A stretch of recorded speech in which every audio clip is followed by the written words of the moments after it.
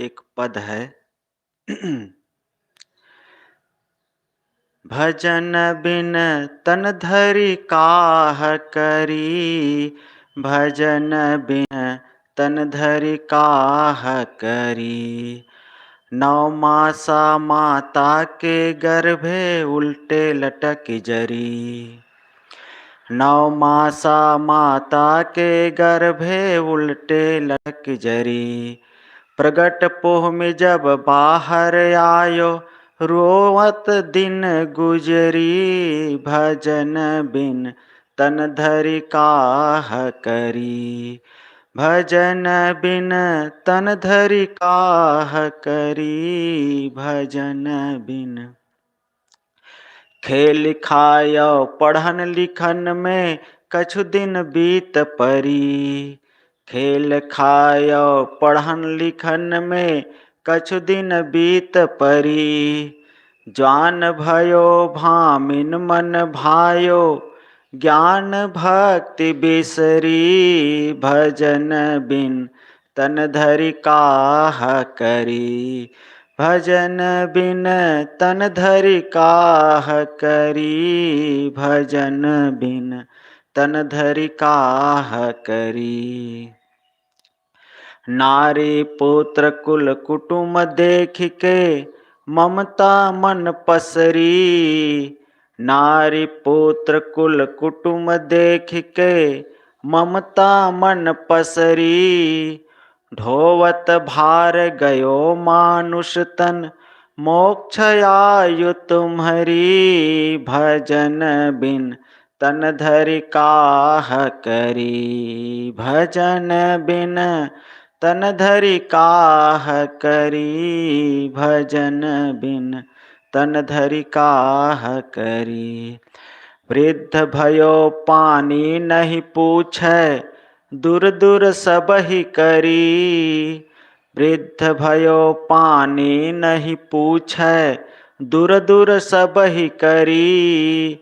नारी पूत बूढ़ऊ का डांटे, काल तुम्हें न धरी। भजन बिन तन धरि काह करी, भजन बिन तन धरि काह करी। भजन बिन कबहु न इंद्री मन को मारियो, नहीं सतसंग करी। कबहु न इंद्री मन को मारियो, नहीं सतसंग करी। आज काल में समय बितायो, मौत की फांस परी। भजन बिन तन धरि काह करी, भजन बिन तन धरि काह करी। भजन बिन यह संसार सपन को साथी, देखत काल चरी। यह संसार स्वपन को साथी, देखत काल चरी। तू अभिलाष परख में थिर हो, संस्कृति सिंधु तरी। भजन बिन तन धरि काह करी, भजन बिन तन धरि काह करी। भजन बिन तन धरि काह करी। सद्गुरु इसमें कहते हैं कि भजन बिन तन धरि काह करी। इस पूरे पद में जन्म से लेकर मृत्यु तक के बात को साहब ने रखा है कि आदमी कैसे इस संसार में आता है और अपने समय को कैसे वह खोते चला जाता है और अंत में वह खाली हाथी यहाँ से जाना पड़ता है। भजन बिन तन धरि काह करी, भजन बिन तन धरि काह करी। तन तो धरा, तन तो मिला, शरीर तो पाया। शरीर मतलब मनुष्य शरीर, क्योंकि सभी प्राणियों में मनुष्य शरीर की विशेषता है।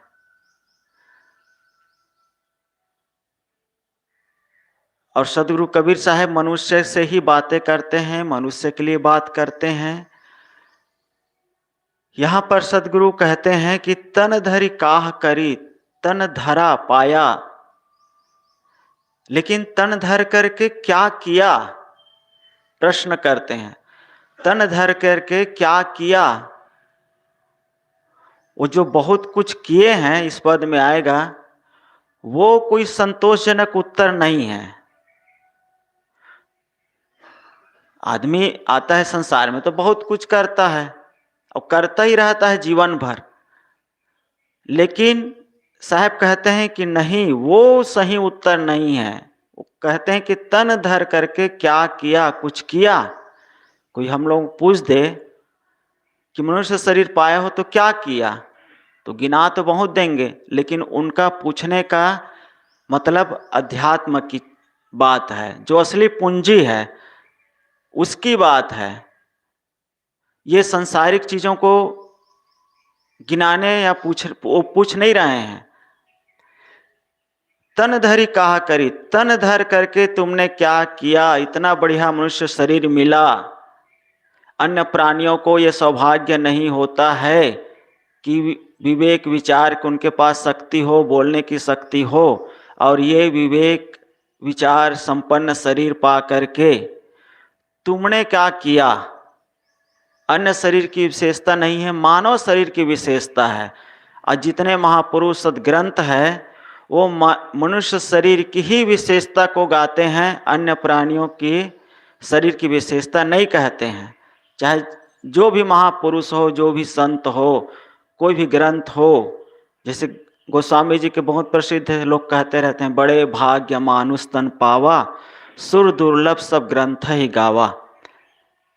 ये मनुष्य शरीर का मिलना बड़े सौभाग्य की बात है, और इसके लिए, इस शरीर को पाने के लिए सुर दुर्लभ, सूर्य ने देवता को भी यह मनुष्य शरीर का मिलना दुर्लभ बताया जाता है। कबीर साहब ने तो अपने बीजक में, अपने ग्रंथ में जगह जगह कहते हैं, मानुष जन्म दुर्लभ है बहुरे न दूजी बार, या मानुष जन्म नर पाए के चूके अब की घात, सुभागे कही कारण लोभ लागे, या रतन का जतन करो। मने मनुष्य शरीर मिलना अपने आप में सौभाग्य की बात है। तो ये मनुष्य शरीर जो मिला है, जिसको दुर्लभ बताते हैं, तो पा करके क्या किया।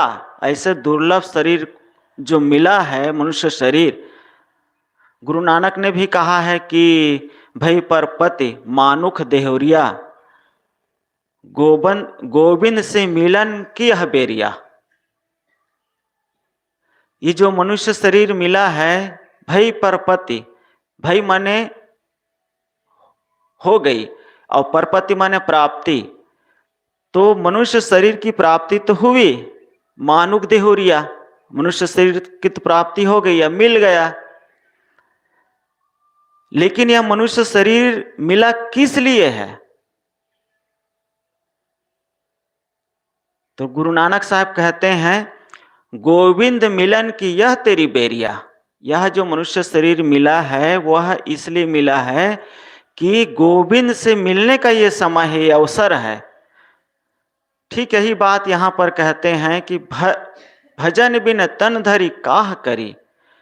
इस तन को धर करके क्या किया, कुछ नाम, कुछ जप, कुछ सुमरन, कुछ चिंतन, कुछ मनन, कोई आत्मा परमात्मा कुछ किया, भक्ति किया, कुल मिला करके कुछ किया। दुनियादारी की भागम भाग में आदमी इन सब चीज़ों से अछूते रहते हैं, भूल जाते हैं। उसी को यहाँ पर याद दिलाते हैं कि मनुष्य शरीर को पा करके अगर भजन भक्ति नहीं किया, सदगुरु संतों का सत्संग नहीं किया, तो कुछ भी नहीं किया। नौ मासा माता के गर्भे उल्टे लटक जरी। जब ये जीव मनुष्य माता के गर्भ में आते हैं, उसी को कहते हैं कि 9 मासा माता के गर्भे, 9 महीना तक तो मासा माने महीना, 9 महीना तक तो माता के गर्भ में रहता है। उल्टे लटक की जरी और उल्टा उसमें पड़ा रहता है, या जन्म से पहले शायद उलटता होगा कि शुरू से रहता है, पता नहीं, लेकिन जब जन्म लेता है तो उल्टा ही जन्म लेता है। 9 मासा माता के गर्भे, कितने महीना? 9 महीना।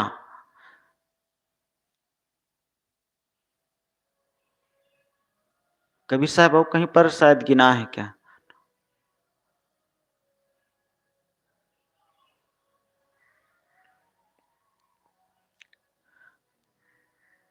9-10 मास बुनन को लागे, ठोक ठोक कैसे झीनी झीनी बिनी चदरिया, 9-10 मास बुनन को लागे, ठोक ठोक के दीनी चदरिया।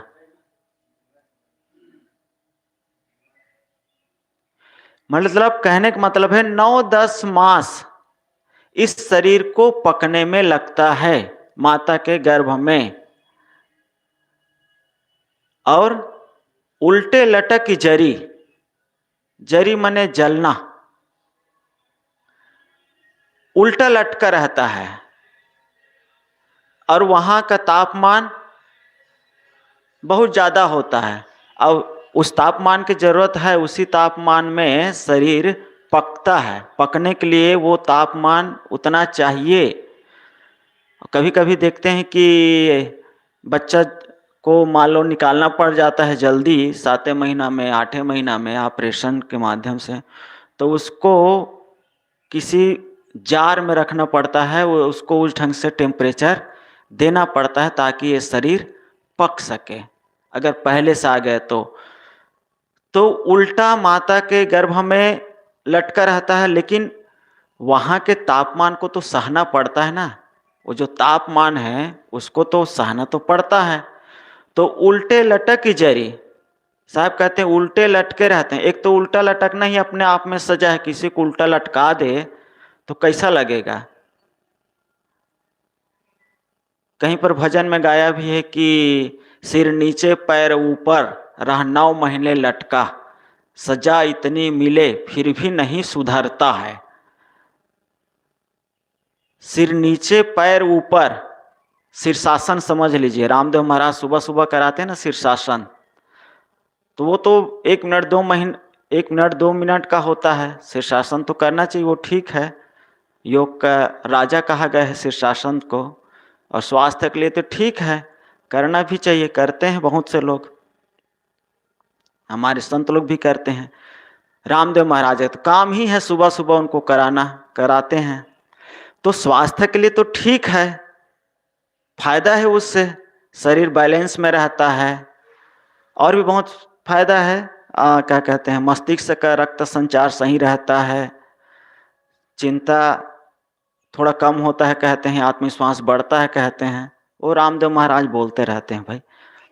तो लेकिन कोई ऐसा लटका कर रख दे 24 घंटा तो क्या स्थिति होगी,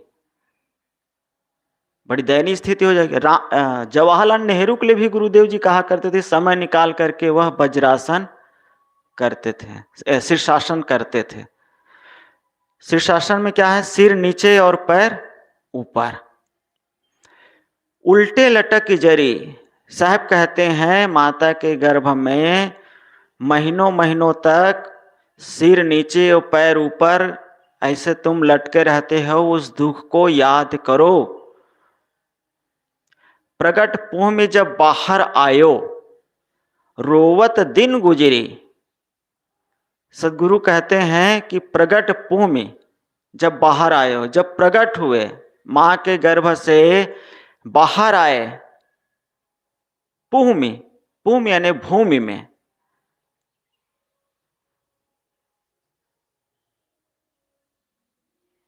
रोवत दिन गुजरी।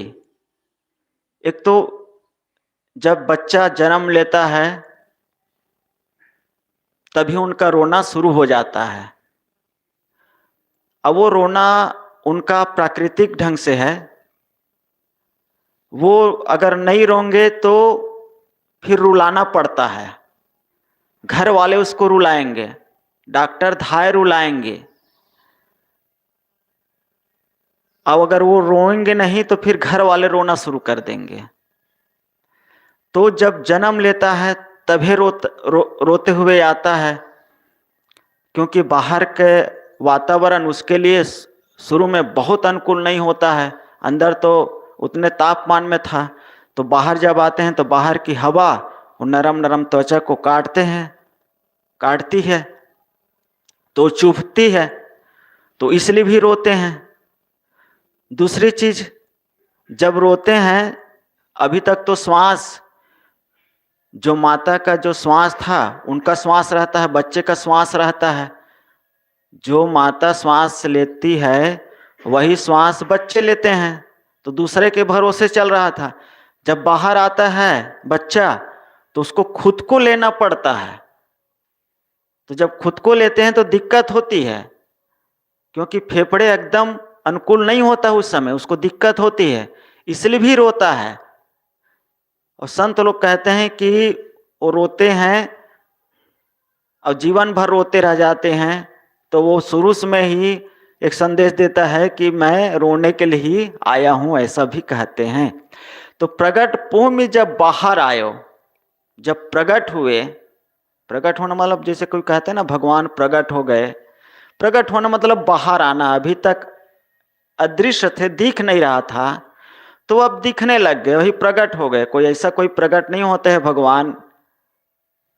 प्रगट होना भगवान के लिए लोग प्रयोग करते हैं, जैसे प्रहलाद को बचाने के लिए खंभा फाड़ करके नरसिंह रूप में नरसिंह अवतार लेकर के आए। तो यहाँ पर प्रगट शब्द साहब ने प्रयोग किया है कि जब माता के गर्भ से बाहर आए भूमि पर, रोवत दिन गुजरी। तो रोते रोते दिन गुजरी, रोते हुए आए। और खे लिखाए और पढ़न लिखन में कछु दिन बीत परी। साहब कहते हैं तो रोते रोते आए, उसके बाद बचपना का यहाँ चित्रण करते हैं। खे लिखाए और पढ़न लिखन में, बच्चा रहता है तो क्या करता है, खेलना उसका काम रहता है, तो खेलता है। कुछ बरस तो खेलने में बीत जाता है, खेलने में, खाने में, उसको कोई बोध ही नहीं रहता है, कोई ज्ञान ही नहीं रहता है। बचपना वही होता है, बचपन हर गम से बेगाना होता है, उसमें बोध नहीं होता है, कोई सुख दुख नहीं जस लगता है, हर्ष शोक नहीं होता है। और खेल लिखाए और पढ़न लिखन में, उसके बाद कुछ बड़ा हो जाता है, 5-6 साल क्या, अब तो दो तीन साल में स्कूल ही भेज देते हैं। हम लोगों का समय था जब 7 साल में स्कूल जाते थे। 7 साल के पहले स्कूल में एडमिशन नहीं होता था हम लोगों के समय में। और अब तो बस चलने लगे, थोड़ा सा बोलने लगे कि उसको स्कूल में दाखिल कर देते हैं। 2 ही 3 साल में कहिए, 6-7 साल में तो वो कहाँ से कहाँ निकल जाता है।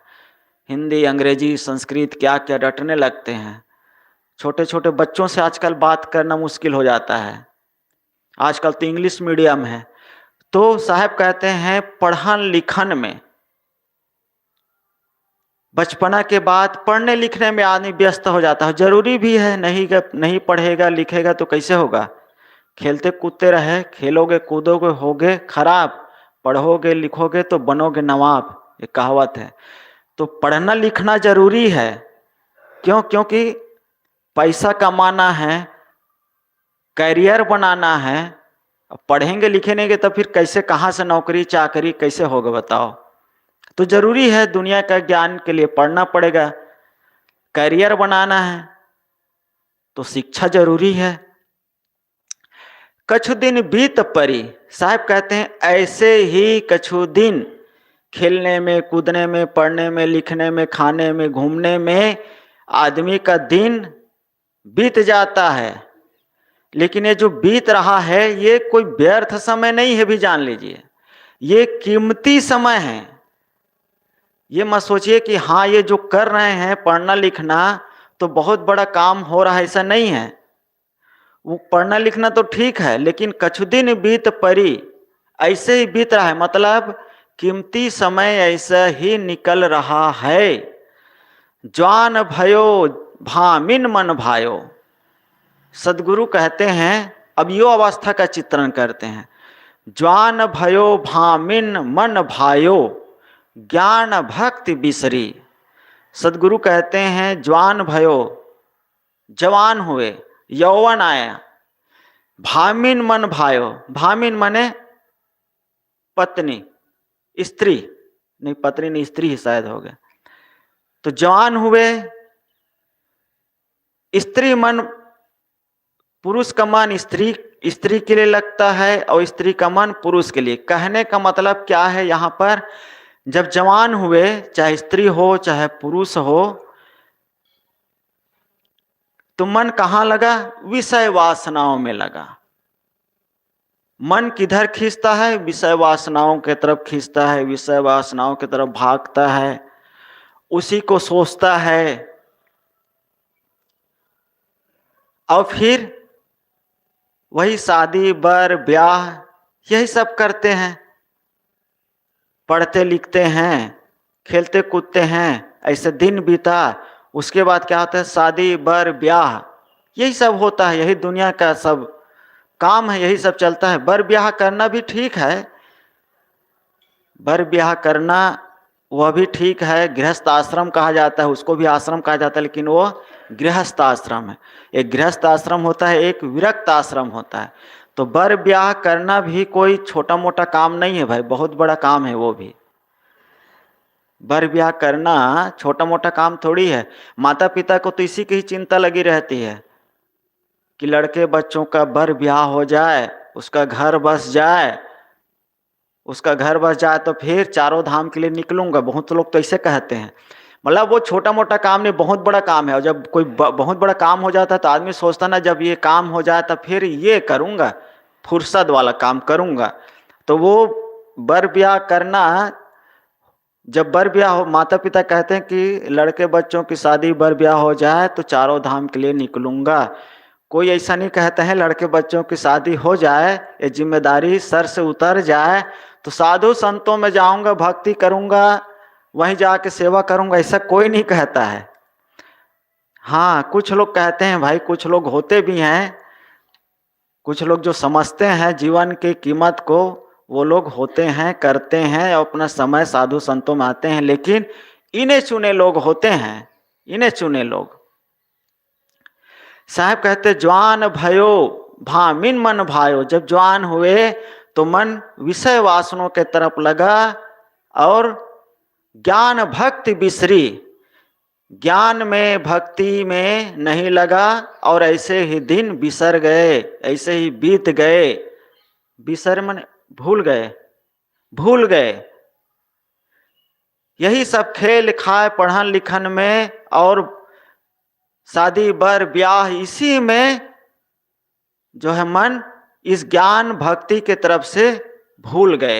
एक ख्याल ही नहीं आता कि ज्ञान में लगे, भक्ति में लगे। ज्ञान में लगे मतलब आत्मज्ञान में लगे, परमात्मा के तरफ लगे, भक्ति के तरफ लगे, सदगुरु संतों के भक्ति के तरफ लगे, कुछ सेवा हो, सत्संग हो, ये सब चीज मन से भूल जाता है। और वही सब गृहस्थी में आदमी व्यस्त हो जाते हैं। नारी पुत्र कुल कुटुंब देख के, साहब कहते हैं नारी पुत्र कुल कुटुंब देख के, क्योंकि अब शादी बर ब्याह हो जाता है तो सब इसी को देख करके मन इसी में मुहाता रहता है, इसी के बारे में सोचता रहता है, इसी के बारे में विचारता रहता है, मन इसी में चलता रहता है। बर ब्याह अपनी जगह पर ठीक है, लेकिन जो बंधन का कारण होता है वो यही है, नारी पुत्र कुल कुटुंब देख के ममता मन पसरी, मन में मोह फैल जाता है। पसर जाना मतलब पसर जाना, फैल जाना, या मन में आसक्ति बनना। तो नारी पुत्र कुल कुटुंब को देख करके मन उसी में बंध जाता है, उसके आगे का फिर सोचता नहीं है। जैसे हमारे संत लोग कहा करते हैं, ब्रह्मचर्य 25 साल, मान लो 100 साल का जीवन है तो 25 साल का ब्रह्मचर्य, 25 साल का गृहस्थ, 25 साल का वानप्रस्थ और 25 साल का सन्यास। तो ठीक है, 20-25 साल तक तो आदमी पढ़ता लिखता है, नौकरी चाकरी के चक्कर में चक्कर काटते रहता है, तो चलो बीत गया। या कोई मतलब इसको ब्रह्मचर्य माना गया है। जो पहले तो गुरुकुल में पढ़ाई होती थी, अब स्कूलों में पढ़ाई होती है, तो 25 साल तो ऐसे बीत गया। 25 से 50 साल गृहस्थ जीवन में, तो समय तो है गृहस्थ जीवन के लिए। उसके बाद वानप्रस्थ है, फिर सन्यास है। लेकिन वानप्रस्थ और सन्यास तो छूट जाता है। वो गृहस्थी में एक बार प्रवेश किए तो फिर वही गृहस्थी में ही आदमी दम तोड़ देता है। तो साहब कहते हैं, नारी पुत्र कुल कुटुंब देख के ममता मन पसरी, मोह फैल गया मन में, ढोवत भार गयो मानुष तन। साहब कहते हैं कि इसी को ढोते ढोते जीवन भर ढोता रहता है। फिर आदमी इसी को जीवन भर आदमी अपने सिर में उठाए रखता है। लड़के बच्चे सब अपने जगह व्यवस्थित हो जाते हैं, लड़के बच्चों के भी लड़के बच्चे आ जाते हैं, लेकिन वहां से अपने आप को मुक्त नहीं कर पाते हैं, वहां से अपने को हटा नहीं पाते हैं। मतलब आत्मज्ञान के लिए, भक्ति के लिए समय निकाल नहीं पाते हैं। ढोवत भार गयो मानुष तन। और ये मनुष्य शरीर जो मिला है, ये मानुष तन, ये दुनिया की जिम्मेदारी को उठाते उठाते उठाते उठाते उसी में डूबा रहता है। मोक्ष आयु तुम्हारी। साहब कहते हैं जो मोक्ष पाने का समय मिला था, ये मनुष्य शरीर का मिलना क्या है? साधन धाम मोक्ष कर द्वारा। ये जो मनुष्य शरीर मिला है एक साधन है, किसके लिए? मोक्ष धाम तक जाने के लिए। इसी को संत लोग कहते हैं सीढ़ी है। ये छत में जाने के लिए जो सीढ़ी लगाते हैं, वैसे ही मनुष्य शरीर एक सीढ़ी है जो मोक्ष की छत तक ले जाते हैं। साहब कहते हैं मोक्ष आयु तुम्हारी, तुम्हारा जो आयु है, जो समय है मोक्ष का काम करने का,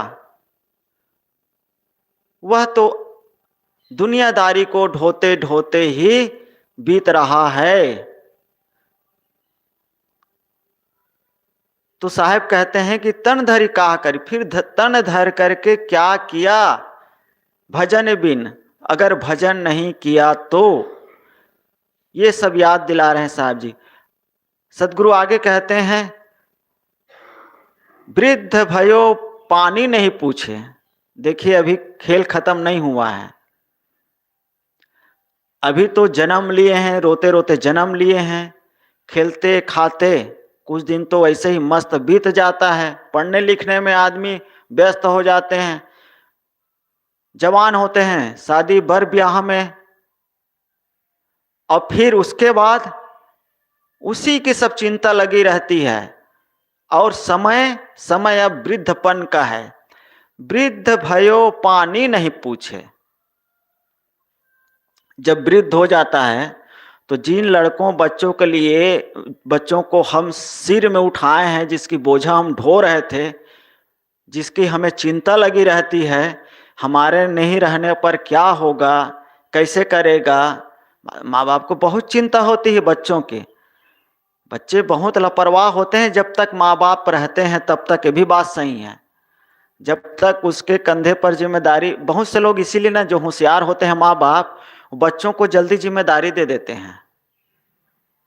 वो जल्दी जिम्मेदारी दे देते हैं, या वो वही काम को वो सिखाते हैं। जैसे किसी फैक्ट्री है तो वो बच्चों को उसी फैक्ट्री में लगाए रहते हैं, जैसे उनका नौकर काम करता है वैसा ही वो वहाँ लगाए रहते हैं नौकरों के साथ, ताकि वो जाने उस काम को कि कितना मेहनत है। जब इस काम को किए हैं तब कितना मेहनत करके इसको फैक्ट्री को या धन दौलत को बटोरा होगा, लगाया होगा।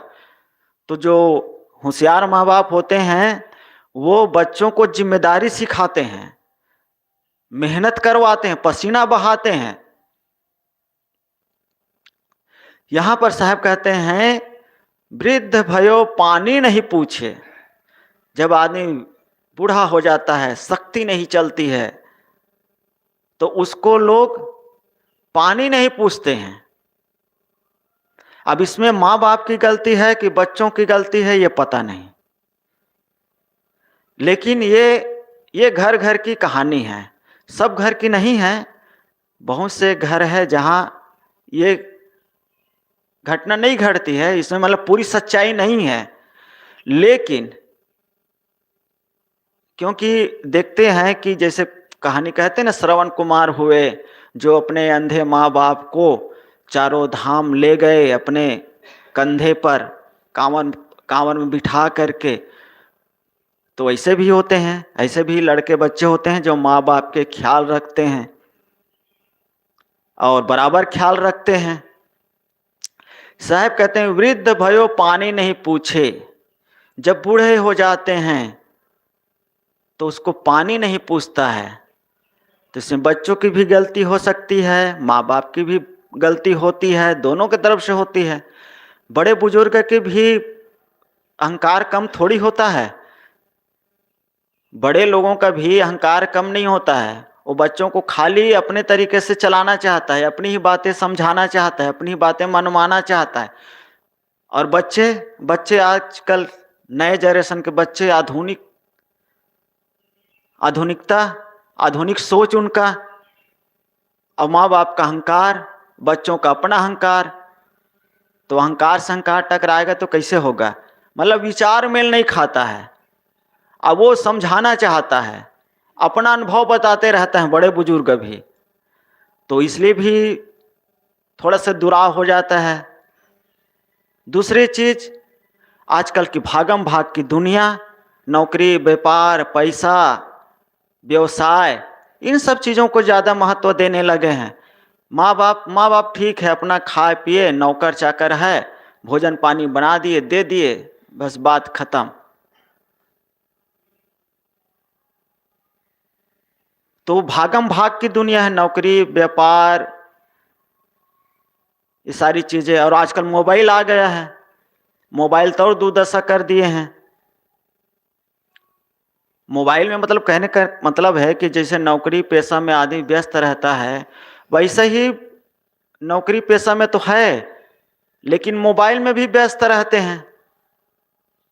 मोबाइल की वजह से भी घर में ही रहेंगे, समय हो गया है, वो बात करने में लगे हैं, और भोजन का समय हो गए हैं, तो नहीं पूछ पाते हैं माँ बाप को, मतलब जो बड़े बूढ़े हैं उसको।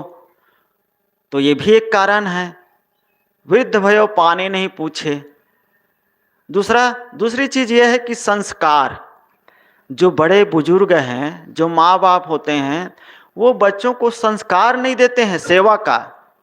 ये सबसे बड़ा रोग है। प्रॉपर्टी तो देते हैं, माँ बाप बच्चों के लिए बहुत कुछ करते हैं, रुपये पैसे धन इकट्ठा करते हैं, नौकरी लगाते हैं, लेकिन जो मूल जो धन है समझदारी वाली, वो क्या है? वो संस्कार है। तो माँ बाप बच्चों को संस्कार नहीं देते हैं, सेवा नहीं सिखाते हैं। और जब वो सेवा नहीं जानते हैं, वो संस्कारें नहीं है, तो फिर कहाँ से वो बच्चे जानेंगे और पूछेंगे? दूसरी चीज, अपने माँ बाप को देखते हैं कि जो उनके माँ बाप है, वो जो बड़े बुजुर्ग उनके दादा दादी है, या वो अपने माता पिता की सेवा कर रहे हैं कि नहीं कर रहे हैं। ये खास चीज बच्चों पर असर पड़ता है। अब वो अगर अपने माँ बाप का सेवा नहीं कर रहे हैं तो जान लीजिए उनकी भी सेवा नहीं होनी है, ऐसे संत लोग कहा करते हैं। गुरुजी भी कहा करते थे, संत लोग कहते हैं, मतलब जैसा बोओगे वैसा यहाँ प्रकृति में पाओगे, वैसा ही काटोगे। तो वो सेवा का तो बीज हमने बोया नहीं है, और हम बच्चों से अपेक्षा रखते हैं कि बच्चे हमारे सेवा करेंगे, ख्याल रखेंगे। तो यहाँ पर साहब कहते हैं कि सेवा के आशा रखते हो तो पहले सेवा करो, और माँ बाप को चाहिए कि अपने बच्चों को सेवा का संस्कार दे, सेवा सिखाए, सेवा करे, सेवा की जगह पर ले जाए, और दादा दादी के भी बच्चों से सेवा करवाए, देखे, खुद करे और उनको भी करवाए, तब ये जाकर के ये कहीं काम कंप्लीट होगा। तो वृद्ध भयो पानी नहीं पूछे, जब वृद्ध हो जाते हैं घर के सयान तो उसको पानी नहीं पूछता है, दूर दूर सब ही करे, उससे दूर दूर भागते हैं लोग, उसके निकट नहीं जाते हैं। लेकिन हमें चाहिए कि बच्चे मतलब बच्चों को चाहिए कि बड़े बुजुर्गों को पानी, भोजन, दवाई पानी पूछना चाहिए, उसको दूर दूर से दूर नहीं करना चाहिए, या दूर दूर से नहीं भागना चाहिए। दूर करना मतलब उसको दूर कर देते हैं, अपने और कहीं रह रहे हैं, माता पिता को छोटे से कमरे में रख दिए हैं, बाजू में रख देते हैं, रास्ते उधर रख देते हैं, वृद्धाश्रम पहुंचा देते हैं। ये है आज का ये संस्कार बच्चों का। मैंने बताया कि दोनों तरफ से कारण होता है, माँ बाप की ही गलती नहीं होती है, बच्चों की भी गलती होती है, बच्चों की गलती नहीं होती है, माँ बाप बुजुर्गों की भी गलती होती है। तो वृद्ध भयो पानी नहीं पूछे, दूर दूर सब ही करी, और नारी पुत्र बुढ़ऊ का डांटे। ले भैया, नारी पुत्र बुढ़ऊ का डांटे। नारी माने पत्नी, पुत्र माने बेटा, बुढ़ऊ का डांटे। बेचारा बुढ़ऊ का गलती किया है भैया, ये पत्नी और पुत्र मिल करके जो डांट रहे हैं। सबका नंबर लगना है, हो सकता है बूढ़ा और पुत्र मिल जाए तो फिर पत्नी के नंबर, बुढ़िया के नंबर लग जाए। लेकिन यहां पर साहब लिखे हैं, नारी पुत्र बुढ़ऊ का डांटे। बुढ़िया और पुत्र मिल करके बुढ़ऊ का डांटे, बूढ़े को डांटते हैं। सोचते होंगे बूढ़ा तो जो है कुछ किया नहीं और हम लोगों को ये भोगना पड़ रहा है, या बूढ़ा बीमार हो गया तो उसका घर वाले लोग तिरस्कार करते हैं, उल्हाना देते हैं। अब बूढ़ा मन ही मन पछताता रहता है। वो सोचता रहता है कि मैंने जीवन भर जिन लोगों के लिए अपनी सारी जिंदगी लगा दी, खपा दी, और यही लोग हैं कि मुझसे दूर दूर करते हैं। एक घर में मेहमान गया था तो उस घर के बूढ़े को पैरालिसिस हो गया था। अब वो कई सालों से पड़ा था, 1-2 साल से नहीं, कई सालों से पड़ा हुआ था।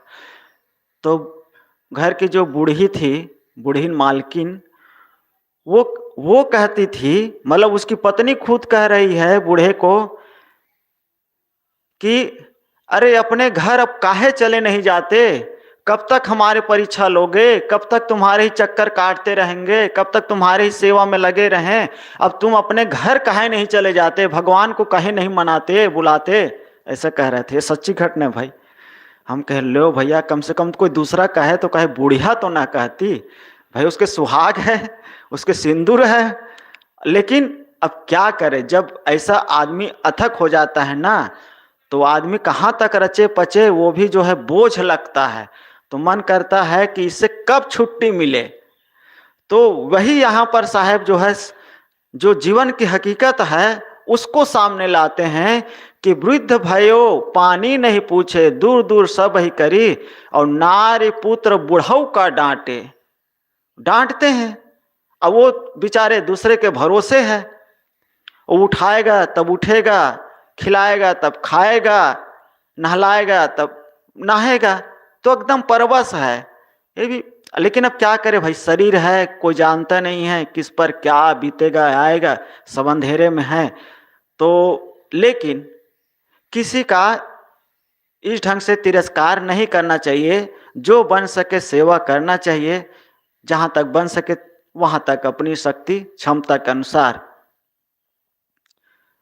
और बूढ़ों को भी चाहिए कि जो सेवा होती है उसको स्वीकारना चाहिए, अपेक्षा नहीं रखना चाहिए। बहुत से बूढ़े लोग सेवा लेने में बड़ा होशियार है, बस देखे तो कहीं जा रहे हैं, सुनो सुनो कहाँ जा रहे हो, वो जाओ तो पहले गर्म पानी ले आओ। तो कई लोगों से तो डर भी लगता है, देख करके रास्ता बदलना पड़ जाता है। और अपने जा रहे हैं वो अपने, संत समाज में भी होता है भाई, कोई कोई है, कई लोग कहते हैं साथी लोग, गुरु जी के काम से जा रहा था वो बीच में पकड़ लिया, तब इधर गड़बड़ाएगा कि नहीं गड़बड़ाएगा, नहीं कहना भी बड़ा मुश्किल है, बड़े संत हैं।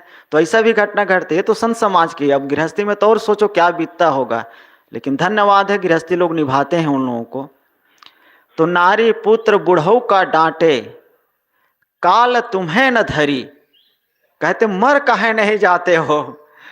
बताओ, ऐसे भी बोलते हैं और सुनना पड़ता है, क्या करें। साहब और आगे कहते हैं, कबहू न इंद्री मन को मारियो, नहीं सत्संग करी। अब देखिए ये काम की चीज है। साहब कहते हैं, कबहू न इंद्री मन को मारियो, तुमने कभी इंद्री मन को मारने का काम नहीं किया।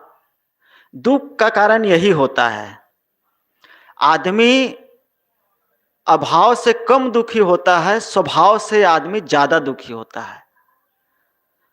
ऐसा नहीं कि गरीब है वही लोग दुखी होते हैं, अमीर लोग भी बहुत दुखी होते हैं। जिनके लाख करोड़ है उनके भी चेहरे पर रौनक नहीं रहता है, मन में चैन नहीं रहता है। तो उसके पास तो बहुत बहुत सी चीजें हैं, नौकर चाकर है, इफरात चीजें हैं, लेकिन सुख शांति, मन में खुश प्रसन्नता नहीं है। क्यों? क्योंकि स्वभाव अच्छा नहीं है, स्वभाव गड़बड़ है। इसलिए आदमी अभाव से कम स्वभाव से ज्यादा दुखी होता है। साहब कहते हैं, कबहू न मन इंद्री, इंद्री माने जो हमारे इंद्रियां हैं, ज्ञान इंद्री है, जिससे हम देखते हैं, सुनते हैं, खाते हैं, पीते हैं। कर्म इंद्री है जिससे कर्म होता है, घूमते हैं, फिरते हैं, क्रियाकलाप करते हैं। तो साहब कहते हैं, इन इंद्रियों को और मन को मारने का तो काम किया नहीं, इन मन इंद्रियों को जीतने का तो काम किया नहीं। जीवन में जैसा मन करता रहा वैसा भागता रहा। जो इंद्रियों को जो चीजें अच्छी लगती रही उन्हीं चीजों को उनका आहार देते रहे। तो अब मन इंद्री उसी के तरफ खींचता है, उसकी आसक्ति मन इंद्री की बनी हुई है, तो दौड़ा के उधर ही ले जाता है। तो साहब कहते हैं, मन इंद्रियों को मारने का काम तुमने नहीं किया, मन इंद्रियों को जीतने का काम नहीं किया, और नहीं सत्संग करे, और ना ही सत्संग किया। सत्संग क्या मतलब? अध्यात्म के तरफ लगा नहीं, आध्यात्मिक रोशनी से भी शून्य है, और संसारिकता की आसक्ति लगी हुई है, मन इंद्रिय उधर खिंचा रहे हैं। तो साहब उसे कहते हैं, सत्संग न करी, सत्संग नहीं किया, सदगुरु संतों के पास नहीं गया, जिससे विवेक की शक्ति जगे, जीवन में कुछ सुधार आ सके, जिसे हम अपने मन इंद्रियों को जीत सके, रोक सके, उसे अच्छी दिशा दे सके, जीवन को संवार सके।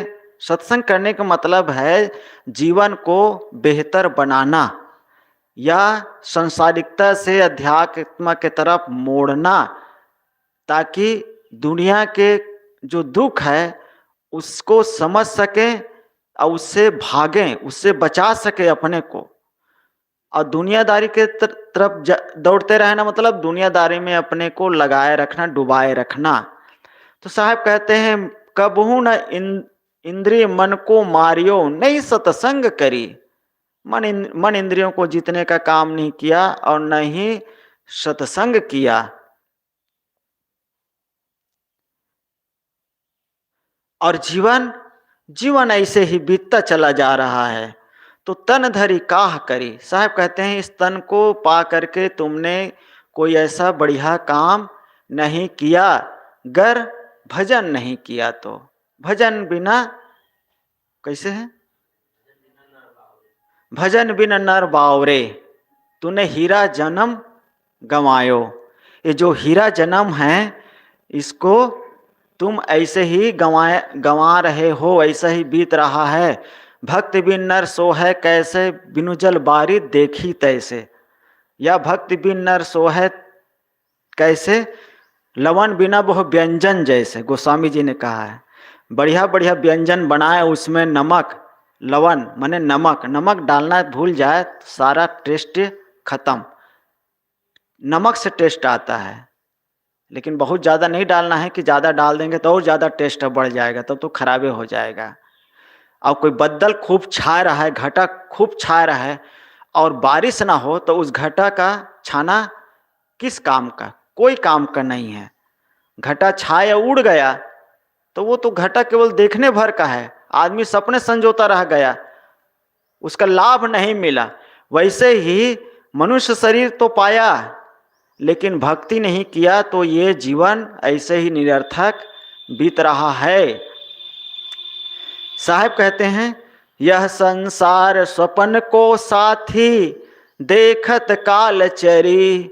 तू अभिलाष परख में थिर हो, संस्कृति सिंधु तरी। यहाँ पर साहब कहते हैं कि यह संसार स्वप्न को साथी, ये जो संसार है स्वप्न को साथी है। जैसे स्वप्न मतलब स्वप्न, आदमी सपना देखता है और सपना में कोई बढ़िया बढ़िया चीज़ें मिल जाए, कोई बढ़िया साथी मिल जाए, कोई चीज़ मिल जाए, राजा बन गए, बढ़िया बढ़िया चीज़ देखे। लेकिन जब नींद टूटेगी तब उस साथी बाराती से कोई लेना देना है का? कोई जवान सपना देखे मेरी बढ़िया शादी हो रही है और घोड़े में चढ़ करके, घोड़ा नहीं चलता है क्या, घोड़ी में जाते हैं बारात, घोड़ी में चढ़ करके मस्त सच धज करके बारात जा रहे हैं, ब्याह हो रही है। और जब जागेगा तब न घोड़ी न कुछ नहीं, न राती न बराती, न आगे पीछे कुछ नहीं, वही अकेले टूटी खाट में पड़ा है। तो ये साहब कहते हैं यहाँ पर यह संसार स्वप्न को साथी, ये संसार कैसा है? स्वप्न का साथी के समान है, मतलब स्थायी नहीं है भैया। ये जो संसार का जो सुख हम ले रहे हैं वो स्थायी नहीं है, वो स्वप्न के समान है। स्वप्न में देखी हुई चीजें जागने पर सब खो जाती है। वैसे ही संसार से जो हम सुख पाना चाहते हैं वो स्थायी नहीं है, उसका सुख कुछ मिलता ही नहीं है, कहने भर का है, मतलब अस्थायी है, क्षण भर का है। और उस क्षण भर के सुख के लिए हम अपने जो अमूल्य समय है, संस्कार है, उसको हम खो रहे हैं। तो साहब यहाँ याद दिलाते हैं कि यह संसार स्वप्न को साथी, देखत काल चरी। और काल इधर चढ़ते जा रहे हैं। संत लोग कहते हैं ना, कोई इधर रस्सी बट रहा है तो रस्सी बटते हैं तो वैसे पीछे तरफ खसकाते जाते हैं और आगे से बटता चला जाता है। तो पीछे तरफ तो आ गया है भैंस आ गई है, और वो जो रस्सी बट रहे हैं पुआल का, उसको तो वो खाए जा रही है और आदमी इधर बढ़ता जा रहा है।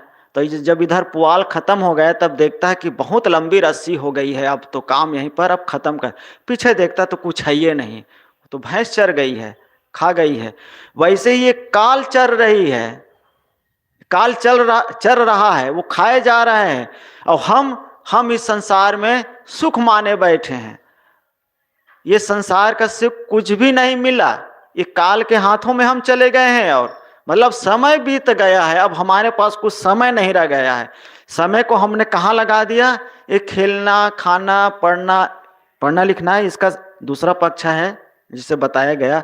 बर ब्याह, नौकरी चाकरी, इस सब चीजों में हमने अब इंद्रियों को, मन को संसार में लगा दिए, हाथ कुछ आया नहीं। तू अभिलाष परख में थिर हो। साहब कहते हैं परख में थिर हो। परख मने ज्ञान, ज्ञान मने ज्ञान का स्रोत क्या है? ज्ञान का स्रोत अपनी आत्मा है। ज्ञान का केंद्र, ज्ञान का खजाना अपनी आत्मा है, इसलिए आत्मज्ञान कहते हैं। सदगुरु अभिलाष साहब जी कहते हैं कि परख में थिर हो, अपने आत्मज्ञान में थिर हो या अपनी आत्मा में स्थिर हो। वही वही स्थायी सुख का केंद्र है। उसको जानो, उसको समझो। बाहर की जिम्मेदारी ठीक है, उसको भी निभाना है, वो भी जरूरी है, लेकिन अगर कहीं परख ज्ञान में नहीं लगे हैं, परख ज्ञान नहीं है, आत्मज्ञान नहीं है, तो हमारे हाथ एकदम खाली है, कुछ भी हाथ नहीं लगा है। अध्यात्म की दृष्टि से, भौतिक दृष्टि से तो बहुत आदमी उन्नति कर लेता है, लेकिन वह सारी चीजें यहीं रह जाती है। जो साथ में जाता है वह अध्यात्म ज्ञान है, जो हमारे, जिसे सत्कर्म कहते हैं, इसीलिए सत्कर्म करो। अंतिम साथी क्या है? सत्कर्म है। लड़के, बच्चे, पत्नी, घर द्वार, ये असली साथी नहीं है, ये बीच का है, यहीं मिला है, यहीं छूट जाएगा। असली साथी जो भी हम सत्कर्म करते हैं वही असली साथी है। उससे क्या है? उससे हमारी सदगति होती है, कहने का मतलब अच्छी गति होती है। सुख शांति का वो रास्ता है। सुख शांति चाहिए तो अध्यात्म में लगना पड़ेगा। संस्कृति सिंधु तरी, साहब कहते हैं संस्कृति माने ये जो संसार है, सिंधु सागर, उसको तरना है तो क्या है? परख थिर हो, परख में स्थिर हो।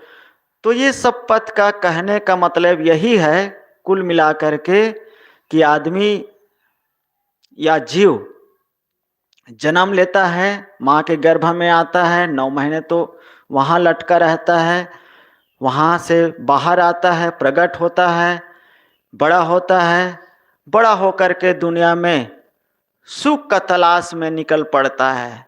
और सुख का तलाश क्या करता है? सुख का जरिए क्या खोजता है? खेलना, कूदना, पढ़ना, लिखना, नौकरी चाकरी, शादी, बर ब्याह, इसी में आदमी जो है जीवन भर सुख को तलाशता रहता है। कबीर साहब ने कहा, सुख के वृक्ष है जगत रूपाया, समुझ न परली विषय का छुमाया।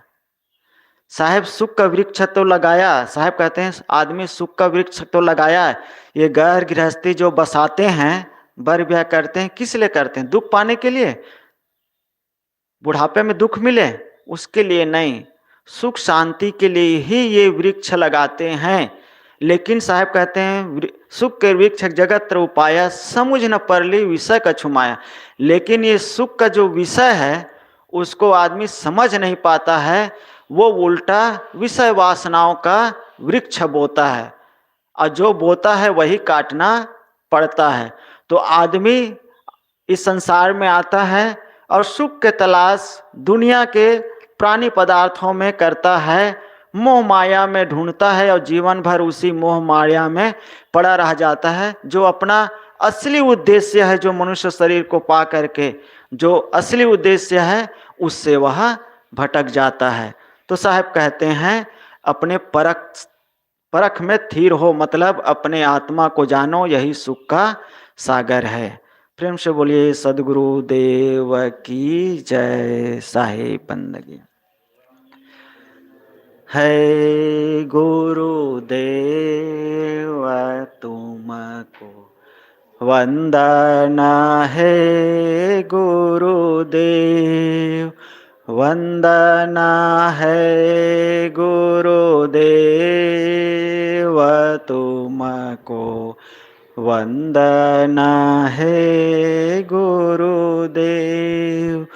काल जाल के फंदा भारी, काल जाल के फंदा भारी, परख लखाया उभेव तुमको, परख लखाया।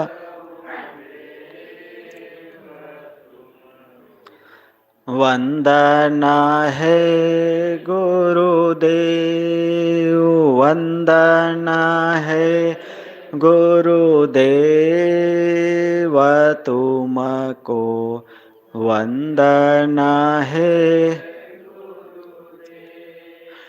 वेद शास्त्र सब खोजत हारे, वे शास्त्र सब खोजत हारे, मर्म जानत केव तुमको, मर्म न जानत केव तुमको, वंदना है गुरुदेव, वंदना है गुरुदेव तुम, वंदना है। गुरु समान और को दाता, गुरु समान को दाता, ताकि करिए सेवा तुम, ताकि करिए से। वंदना है गुरुदेव, वंदना है गुरुदेव तुमको, वंदना है गुरुदेव। साहिब कबीर भय पद दाता, साहिब कबीर भय पद दाता, पूर्ण परख समेव तुमको, पूर्ण परख समेव तुमको, वंदना है गुरुदेव, वंदना है गुरुदेव तुम।